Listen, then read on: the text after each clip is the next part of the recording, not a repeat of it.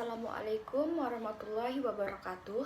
Perkenalkan, nama saya Muhaimi Muktiniati, NIM C1K 018 084. Pada kesempatan kali ini, saya akan membahas poin-poin penting yang perlu diperhatikan pada saat kita akan mendesain dan mengkonstruksi kolam ikan, di mana materi ini berkaitan dengan hasil dan pembahasan pada praktikum rekayasa aquaculture. Adapun untuk poin yang pertama yakni desain outlet, di mana desain outlet ini merupakan salah satu hal penting yang perlu diperhatikan pada saat akan mendesain untuk kolam ikan. Outlet merupakan suatu saluran yang digunakan untuk pengeluaran air dari kolam. Untuk pendesainan outlet sendiri sebaiknya diletakkan terpisah dengan inlet. Hal ini untuk memudahkan pemasukan dan pengeluaran air ke kolam.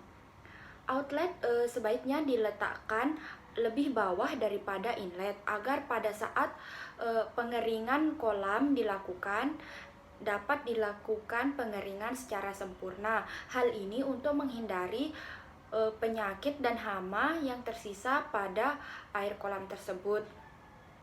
Ini juga akan memudahkan untuk pembersihan secara menyeluruh pada kolam tersebut. Mustajib DKK 2018 menyatakan bahwa pengeringan kolam bertujuan untuk memperbaiki kolam, menghilangkan senyawa-senyawa beracun dan dapat mendekomposisi bahan organik pada kolam tersebut. Adapun untuk poin yang kedua yakni persiapan dasar kolam. Pada praktikum ini persiapan dasar kolam dilakukan dengan cara dibersihkan terlebih dahulu lahan yang akan digunakan sebagai tempat pembuatan kolam budidaya. Lahan ini dibersihkan dari sampah maupun dari tumbuh-tumbuhan yang ada menggunakan cangkul maupun peralatan yang lainnya. Kemudian setelah dibersihkan, kemudian diratakan dengan menambahkan pasir pada dasar tersebut. Hal ini digunakan agar dasar kolam yang akan digunakan menjadi lebih rata, sehingga pada saat pembangunan kerangka kolam dapat lebih kokoh. Farisni DKK 2019 menyatakan bahwa pembangunan dasar kolam dapat dilakukan juga dengan membuat pondasi yang berbentuk kolam bundar agar kolam yang akan dibuat lebih kuat. Materi yang ketiga yakni mengenai dinding kolam. Pada praktikum kali ini, dinding kolam dibuat dengan besi wermes sebagai kerangkanya, sedangkan untuk perekat antar besi menggunakan klem kuku macan.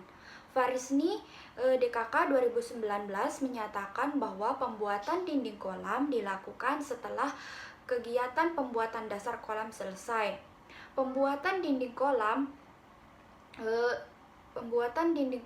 dipasang membulat dengan konstruksi besi wermes sebagai kerangkanya. Kemudian dipasangkan kolam terpal yang berukuran 2 meter sebagai dinding pelapisnya. Adapun untuk materi yang keempat yakni mengenai pelapisan dinding. Pelapisan dinding pada praktikum ini menggunakan dua bahan yakni karpet dan menggunakan terpal bundar. Terlebih dahulu dipasangkan karpet mengelilingi seluruh bagian kerangka kolam, kemudian dilakukan pelapisan yang kedua yakni menggunakan terpal. Namun sebelum terpal digunakan, alangkah lebih baiknya terpal dibersihkan terlebih dahulu, dibersihkan seluruh bagiannya sehingga terpal yang akan digunakan ini bersih. Setelah terpal itu dipasang pada kolam sebagai pelapisnya, disesuaikan lubang-lubang yang telah disediakan sebagai saluran outlet. Untuk lebih kuat, pengikatan terpal dapat dilakukan dengan tali nilon sehingga pada saat terpal digunakan sebagai pelapisan dinding, terpal tersebut dapat menahan tekanan dari air dari kolam budidaya. Penggunaan terpal ini lebih menghemat biaya daripada menggunakan bahan yang lainnya. Namun terpal yang digunakan harus disesuaikan bahan yang digunakan, di mana terpal yang digunakan harus terpal yang kuat sehingga akan lebih berkepanjangan penggunaannya untuk sebagai lapisan dinding pada kolam. Adapun materi yang kelima yakni mengenai tiang penyangga. Tiang penyangga yang biasa digunakan pada kegiatan budidaya yakni dapat terbuat dari bahan bambu maupun besi.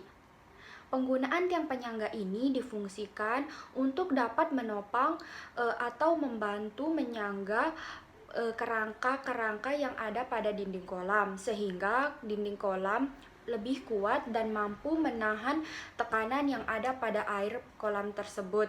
Penggunaan tiang penyangga biasanya digunakan pada sistem kolam terpal yang dibuat di atas permukaan tanah.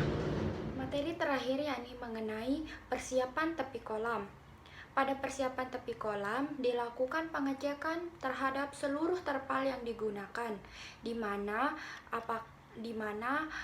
hal ini dilakukan untuk mengetahui apakah terdapat kebocoran pada terpal atau tidak. Apabila terdapat kebocoran pada terpal, dapat dilakukan penambalan terpal menggunakan lem epoksi. Setelah itu, apabila seluruh terpal sudah ditambal, maka air dapat diisi pada kolam budidaya tersebut. Sebelum itu, dapat dilakukan pemasangan batako di tepi-tepi kolam agar dapat membantu terpal dalam menyangga